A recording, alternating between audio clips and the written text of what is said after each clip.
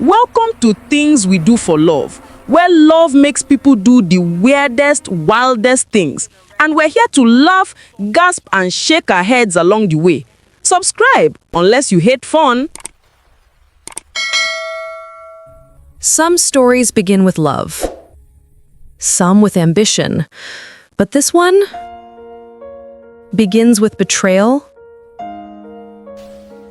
and the dangerous hunger for revenge. Lina Adeoye was 21 and already exhausted with life. To her colleagues at Zenox Oil Services, she was the rising star, sharp, ambitious, remarkable for her age. They whispered her name with envy. They watched her climb positions, as if she had magic. But under the polished office lights, nobody saw the truth. Her success belonged to a man who didn't deserve it. Mr. Tamuno, her boss. A married man, father of two, a respected elder in church. A man who tasted corruption like honey. Had been exploiting her for 2 years. What started as mentorship became manipulation. What seemed like guidance became coercion. Every promotion came with invisible scars only she could feel. Lina cried in bathrooms, prayed in silence, and drowned in shame. She told no one.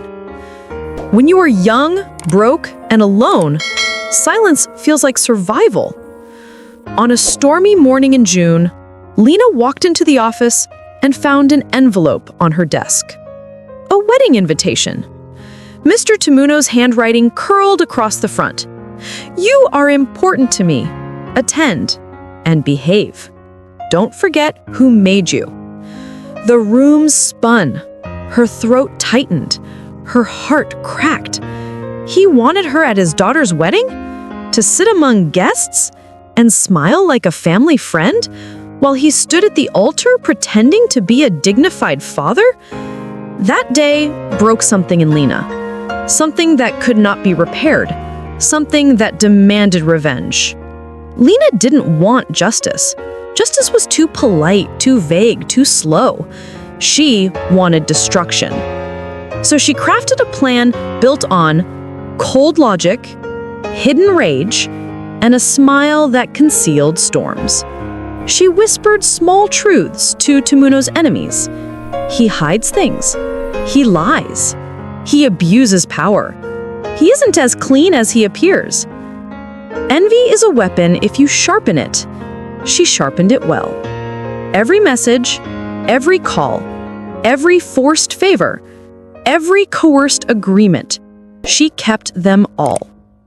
Chike, the procurement head, a man who smiled warmly but hated Tamuno more than anyone knew.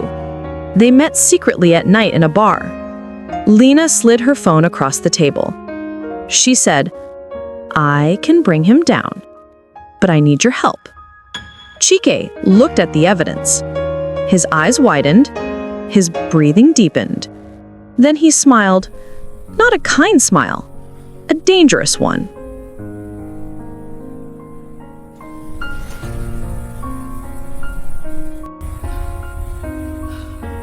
Lina anonymously emailed his wife. Screenshots, messages, threats. His wife screamed in church. His daughter publicly removed his surname. His son stopped speaking to him. Chike leaked financial inconsistencies tied to Tamuno's special projects. HR opened a case. The board panicked. His reputation disintegrated. Police arrested him. Not for the exploitation, but for the financial crimes Chike fabricated using Lina's evidence. He was disgraced, humiliated, ruined. Lina watched the video of his arrest over and over again.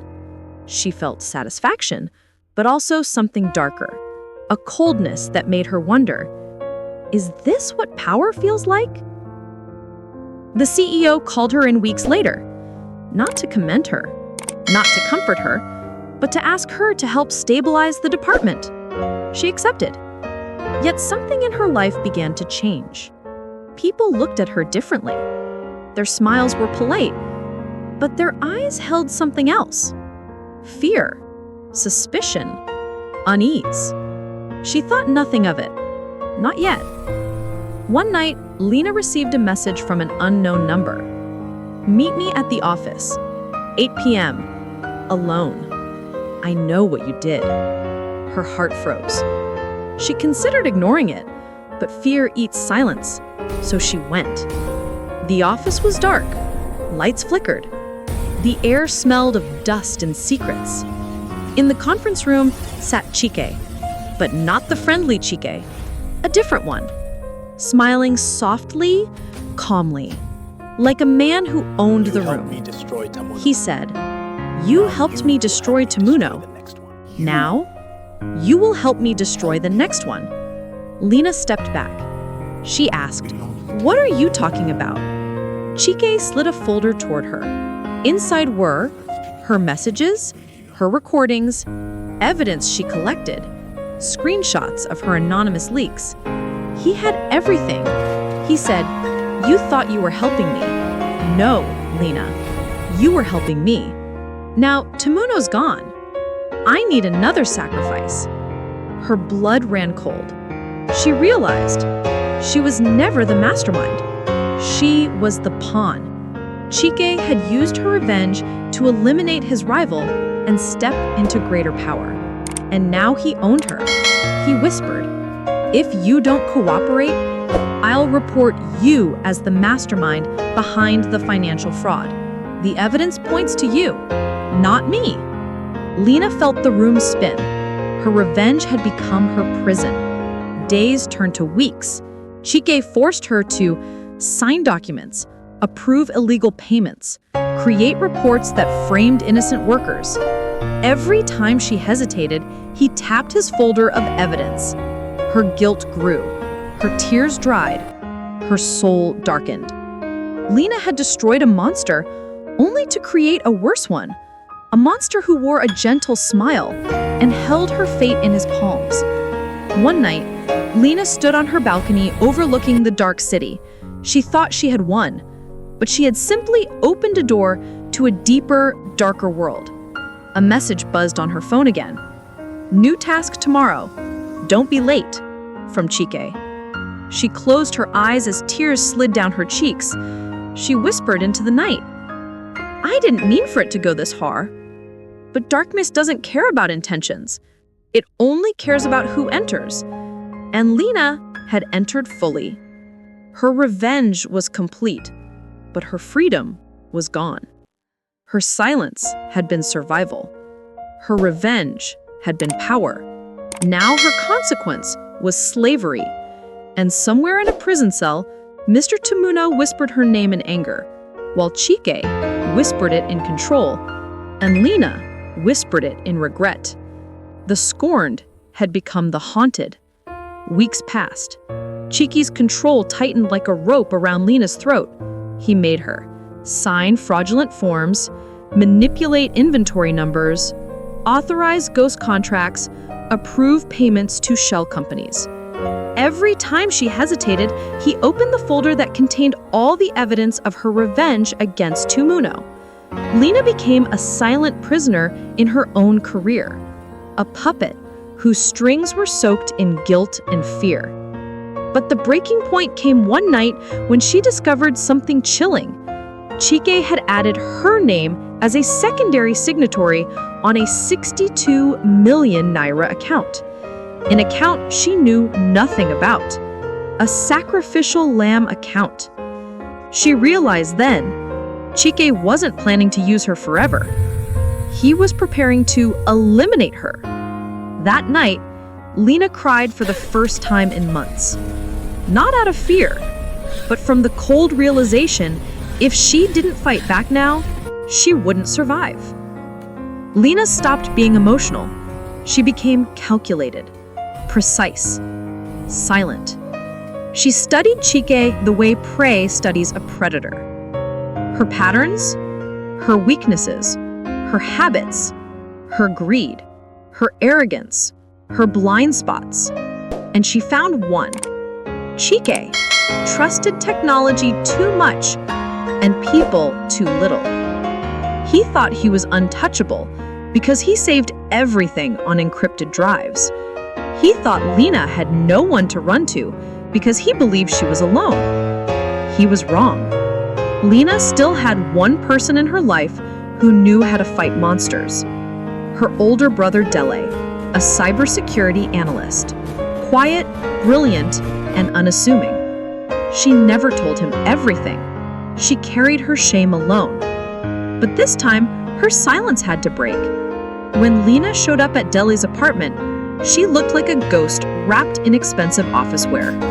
He opened the door and froze.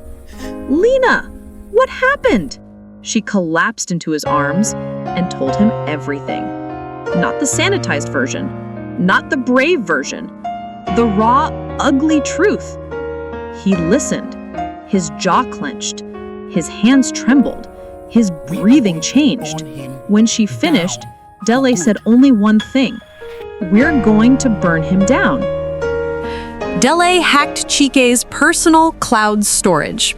His emails, his call logs, his deleted files, his side deals, his hidden accounts. Chike was a walking crime scene. They mapped out every illegal transaction he ever initiated, every forged signature, every extortion, every favor. Dele created a digital trail that tied all Chike's crimes together.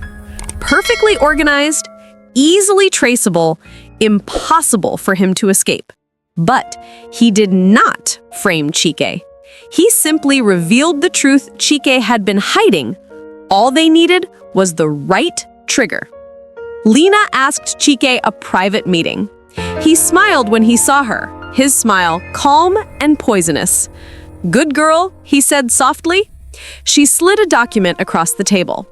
"You need my signature. I signed it. But let's talk in your office. Less noise." He led her there, confident, arrogant, unaware. Inside his office, his laptop was open, conveniently waiting. Lina locked the door. She leaned in, pretending to be scared and obedient. "I'll do whatever you want, but please, don't hurt me." His smile widened. He didn't notice Dele's tiny encrypted drive connected to the laptop's USB port. He didn't notice that his entire system was uploading its hidden files to an anonymous server. He didn't notice that he was walking into his own coffin. 2 days later, chaos erupted. 1. HR suspended Chike. Anonymous evidence reached them. Evidence so detailed, so irrefutable, that no one questioned its source. 2. The board called an emergency meeting. Every fraud he committed, every shell company, every forged signature, every illegal allocation was displayed on a projector. Chike denied everything until they showed him his own voice recordings on calls he thought were private, threatening suppliers, demanding kickbacks, admitting crimes. He looked around the room and realized someone smarter than him had finally arrived. As security led him away, Chike screamed, "This was Lina! She's behind everything!" The board glanced at her. Her face was calm, her eyes steady, her posture firm. She said, "If I were behind this, would I have reported him secretly or waited until he tried to implicate me? I'm the one who alerted HR." She wasn't lying. She had alerted HR. She just didn't tell them where the evidence came from. In the end, the truth buried the lie. Chike was arrested that evening for fraud, extortion, embezzlement, and conspiracy. His empire crumbled, his allies scattered, and the look he gave Lina as he was dragged away. Pure hatred. Because he finally understood. She wasn't the pawn. She wasn't the weak link. She wasn't his victim. She was the quiet, patient thunderstorm he never saw coming. Weeks later, Lina stood at her office window, watching rain wash the city. She no longer felt afraid. She no longer felt small. She no longer carried the weight of silence. She had fought monsters, and though she was bruised, she had survived. Her phone buzzed. A message from Delhi. He won't bother you again. And Lina, I'm proud of you. She smiled softly. For the first time in years, she breathed freely. She didn't feel scorned anymore. She felt reborn.